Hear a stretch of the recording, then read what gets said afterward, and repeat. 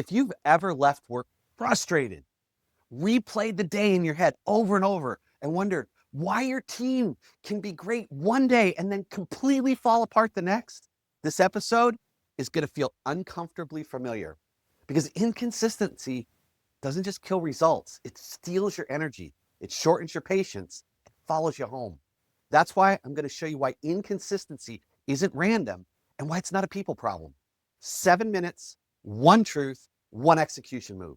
If you're a leader who's tired of repeating himself, tired of agreement without execution, and tired of carrying the emotional weight of everyone else's performance, you're in the right place.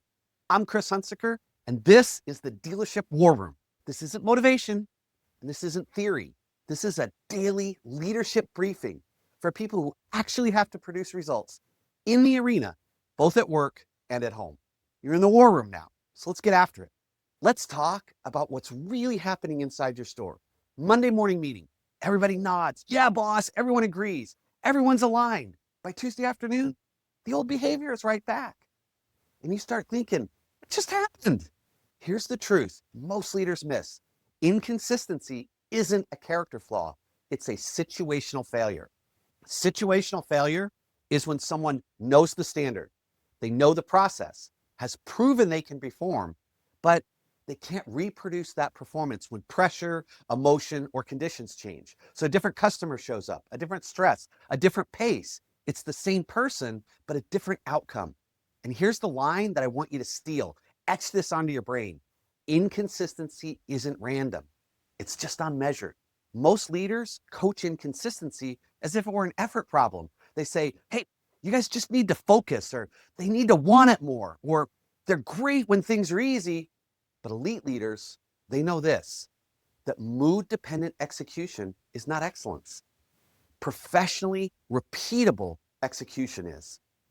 If execution were random, pressure would work, but it doesn't, because execution doesn't fail mysteriously or out of the blue. It fails predictably in the same situations over and over again. When leaders can't see the pattern, they apply pressure. When pressure doesn't work, they apply emotion and they get pissed.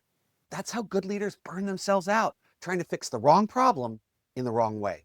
Today's execution move, and I want you to really pay attention to this one. And here, this is where leadership actually changes. Stop asking, why did they do it? And start asking, under what conditions did they do it right? Pick one of your best people today and ask yourself, when are they at their best? What's present in those moments? What structure is there?